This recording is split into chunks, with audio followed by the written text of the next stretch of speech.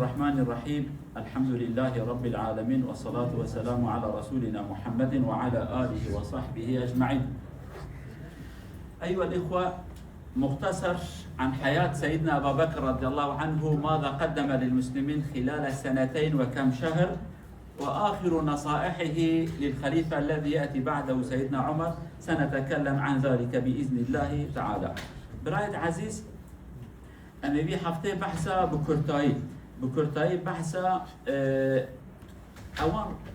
خدمته مازنة أبو بكر الصديق الإسلام راكر دنابر 2 سال و 3 ماه هذا. أما بحث أوان خدمته مازن بكن 2 سال و 3 ماه هذا تقاسى خدمته كمازن الإسلام راكر، وداوي نصيحته كيوي بكرتي أن بجن شيرات ومن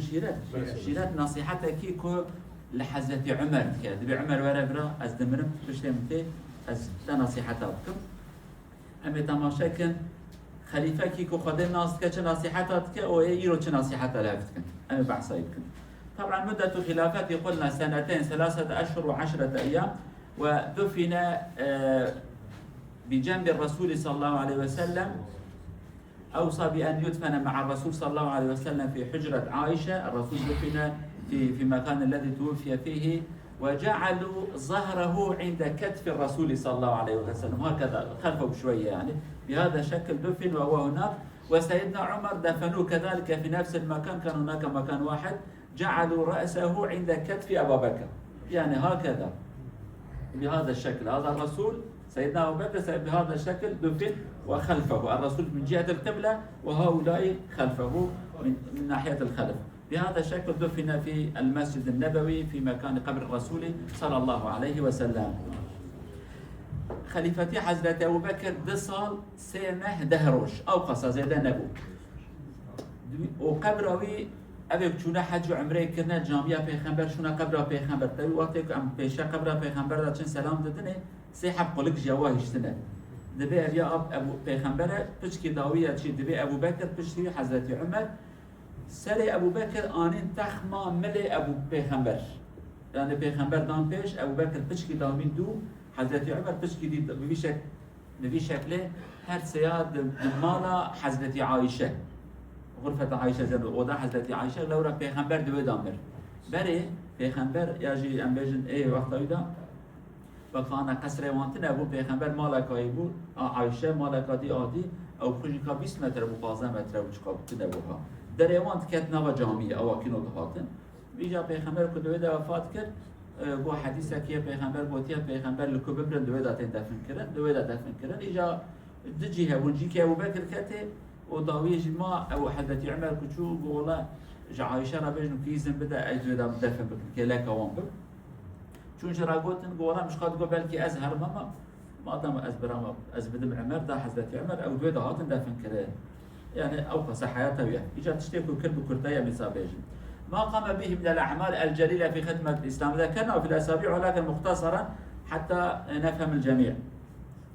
القضاء على حركة التمرد الذي خرجوا من الإسلام، الردة عفوا ليست التمرد، الردة والذين منعوا الزكاة قضى عليهم. ثانيا توحيد المنطقة تحت راية الإسلام، جمع جميع القبائل تحت راية الإسلام، وكذلك جمع القرآن في عهده كان هناك مشوار طويل، جمع القرآن الكريم. وقضى على الفرس والروم في العراق وفي بلاد الشام، قضى عليهم ففتح بلاد واسعة أمام الإسلام والمسلمين. إلى هنا وبعدين نستمر. تشتري عولك حضرت عمر كر حضرت أبو بكر عفوا أولا يكبون كافريا وان صافيكر إيك شربون أبي هاتن إيماني أبي بوشمان بون يا جوان يكبوتن أم زكاة نادن أوان صافيكر يك هذا دوية أو منطقة هنتاف كوم كربون برايها دبن سيوانة شمسية يعني دبن شمسية إسلام دابون يك تباكي قبيلة وعشرة كريك جارة قدي قرآن كوم كر نفساندنا قرآنوي وهذيك البرشك اللي برابو هناك اللي برابو تفكر وقت كتابك أدي شكل فارس كل عرض عراقي دا يعني حتى منطقة كردي جدا سوان دابو أوان بشتا وانشكان وانجوي درخص كر حتى منطقة فارس روم يكت شامي دابو روم اسطنبول هاتون حتى فلسطين هاتون يعني حتى ماندرته هاتون منطقة كرداج نيفي قرتبون برای واندات شامي دا بشتا وانداش كاندن أبانج فايدة ويا مازن كوش خدمات إسلامي را كربانا كان حبي عوله يعني وانا منطقة كريه قرآن دا نفساندن وان هدو دولتك وان منطقة إشغال كرنا برای وان دا يعني احتلال كربون وان دا درخستن چند تشتيب نجي كرنا. وكذلك ما قام به ترسيخ مبدأ الشورى. يعني طبعا الرسول كان يستشير الصحابة ولكن هو كان رسول شئنا أم أبينا له وضع خاص، ولكن أمته الذي تربوا على يده بدأوا يطبقون مبدأ الشورى. وسيدنا أبو بكر كان يطبق الشورى يستشير الصحابة في كثير من الأمور، فهو الذي أسس مبدأ الشورى أو طبقه عمليا حتى يدخل في عقول المسلمين. كذلك قام بترتيب نظام بيت المال، جعل هناك بيت يجمع الزكاة فيه ويوزع الرواتب على المسلمين. وكان له منهج خلاف منهج سيدنا عمر، هو يقول أنا لا أفرق بين من دخل في الإسلام سابقا وما دخل مؤخرا، أنا سأوزع بالتساوي. سيدنا عمر كان يقول لماذا لا تفرق، ويقول هم عملوا لله عز وجل فالله يكافئهم، أما أنا فسأعمل هكذا، لا أقول أنت خدمت الكثير وهذا قليل، كل قدم لنفسه والله سيكافئهم، أنا هكذا سأعمل. كان يوزع، حتى بيت المال كان خاليا في وقته لأنه كل ما يأتي يوزع على المسلمين. هناك مكان اسمه بيت المال ولكن بيت المال خالي لا يوجد فيها شيء يوزع عليهم. وكذلك في عهد توفيت فاطمة رضي الله عنها بنت النبي صلى الله عليه وسلم. طبعا زوجة أبا بكر اسمه أسماء بنت عميس أو عميس، كانت تخدم فاطمة مع علي رضي الله عنها تخدمها، توفيت. هذا كذلك حصل في عهد سيدنا أبا بكر بعد 6 أشهر من وفاة الرسول صلى الله عليه وسلم. تشتهدنا أبو بكر شكر شورى مزانجنا شورى استشارة. شورى أبو بكر تملي آبد راسته پیغمبر استشارت کرد، فقط پیغمبر بلغ پیغمبر خواده بو ملت گفت پیغمبره او چبکه معصومه، فقط ام چبکن ابو بکر وی آنی او کر پراتیک حیات مسلمان آده. خلیفتی های شورا بو قراره که دو گازی صحابیات کر اب چبکن استشاره، یعنی دیکتاتوری تنبو از بسر خو هر تشتی زان نوارش برا بجنم چبکن. حتى حضرت عمر که با خلیفهش گوارم بجنم کی بکن خلیفه، یعنی فکر اول چیه؟ چه هبو بان استشارات کرد، خبر بان خبر دا ام کی بکن والی. خاص مرا بجن فکر اول چیه؟ شورای او تملی هانه استشاره تملی آبد. تشتكي دني سيستم بيت المال تدي بيت المال زكاة هذا توب كرن أو جدا دوام كرن لي بتشي يعني نو بتشي أم بيجن أبيكو حارس بالبردر بيت المال كاسكي تنبو جنا قلت شو وقتك نروج من وقت شو ما تحبكي كرماجي شيء فارزوان يعني بكشي شو ما تحبكي ناخي بردر بيت المال يقول شو تدا هيك بس تخم بريف جهاتي بلا كريه تشتكي تدا نبا يعني إيه كي ورد زيب كه قرشا بريف تير فقيرة بلادكم تشكي تدا نامينه لوي سيستم كادنه برا فقيرة بلاد كر زكاة حضرت عمر جرابويا أبو بكر تشما هر كسي وقع هبد ديوان مثلا هنا مهاجرن أبيكو زوبنا مسلمان خدمتي كرنا أبيكو دونا بير بيا مسلمان شما تعيني معاش ديوان و کی زوبیا مسلمان جوان خدای بیا مسلمان جوان نبی خدای حق وان دوان خدای برا مکافات ادل وان مکافات وان هدیه وان برا خدای دوان اما از فرق ناخم نبره کس کی بی شکلی فرب دموان تشتکی دیش وقتاوی دا چه بو حضرت فاطمه کچا پیغمبر جن حضرت علی دو وقتاوی دا وفات کرد 6 ماه پشت وفات پیغمبر نخوش کرد یعنی انا دکتر راست این کی به جنزام لی قصه تر دره و حاشا کس کی دست درجه عایش به حضرت عمر لی قصه و برداوی دفتوی افترانه حضرت عایشه پریاکم محزون فاطمه عفوا پریاک سر پیغمبر محزون بو نخوشینه کی به درمان لیکت یعنی حتی اشکان پیغمبر بری وفات کرد جرا گفت 6 ماه پات پشت مزو بمری یعنی بری هر کسی ته بمری جوان روی که نخوش کرد بو جن حضرت ابوبکر ناوی اسما بو او اسما بخوشی برای جن جعفر برای حضرت علی بو شهید کرد ایجا حضرت ابوبکر پر زوجی اوی تو خدمت فاطمه کرد بو هر مال وان خدمت وان یعنی نیارتی تنبو ها نیارتی ابو نمارو جناب ناش نمال نیاره خو تشتی او ساکنه تنبو وی خدمت آنید کرد. طبعا الى هنا بعض ما قدمه للإسلام، ولكن الآن سنقرأ ما وصاه به سيدنا عمر رضي الله عنه خليفة يوصي خليفة الذي يأتي بعده. اليوم حينما ترى بأن محافظ يذهب ويأتي محافظ أو رئيس دولة يذهب يأتي خلفه واحد يوصي اعمل هكذا، القبيلة الفلاني، الشخص الفلاني، الغني الفلاني، المجموعة الفلانية خلي بالك منهم، لا علاقة له بالله عز وجل. أما هذا سنرى كل ما يقوله يوصيه بالله عز وجل. فسأقرأ بالعربي ربما لا داعي إلى شرح، وأترجم فقط بالكردي. يقول: إني قد استخلفتك، أي جعلتك خليفة على أصحاب رسول الله صلى الله عليه وسلم، وأوصاه بما قال: يا عمر اتق الله واعلم بأن لله حقا بالليل لا يقبله بالنهار، وحقا بالنهار لا يقبله بالليل. حضرت عمر وصيتك، عفوا حضرت أبو بكر وصيته خل حضرت عمر كر بردا تشتكي قوي بدني يرد في زمان هاني داكم مازنه كي تشوي كدنتي شناي مازنه دولتي تدي والينا قاي مقام جاي بشخرات بورا فراش ترى بيجم فلان كاس زنقينه، فلان كاس فقيره، ابي عشيرتي خباشن، افانا خراب، تشتكي رحمانيتنا، تشتكي شيطانيت بيجن. ده كان تماشا كان ابو بكر الصديق، ابو بكر الصديق شو وصيته؟ ايه اسالك بكر. ابو بكر الصديق شو وصيته الخليفه باش ياخذ كه؟ على قاويش دنيايتنا تفتشتي آخرته خديت خبيراوي. دبي يا عمر بزنبه من تكريه خليفه لسر صحابيه پیغمبر. بيربانك وانا صحابيه پیغمبر. يعني قبل وقت بيجي ابيا حواله من انت بيجي حواله پیغمبر محنك مقام كيبر مازندرته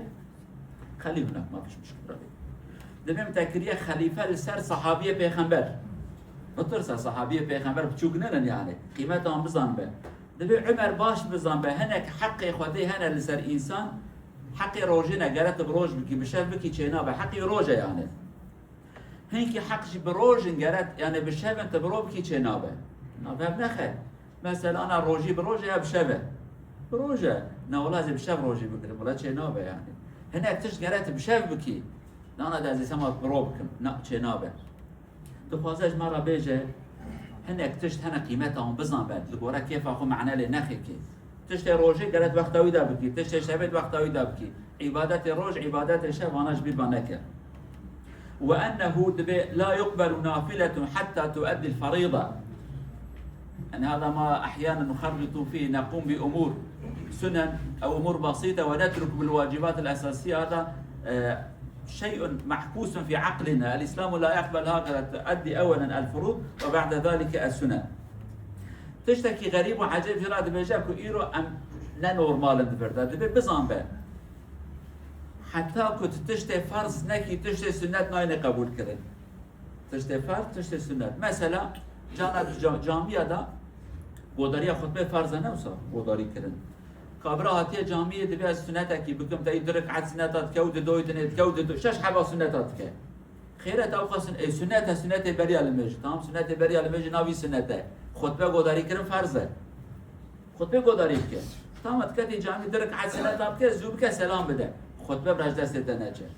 كابرا برای فقيره خوش کوینات نبخو فرض yardım ayıp ki دبي والله فقيره كل هندستاني هجره برابشين ودبي سنتات بشينين ابي فرض خوش كاتت بربدي كي بابا تي ديته اقرباي تي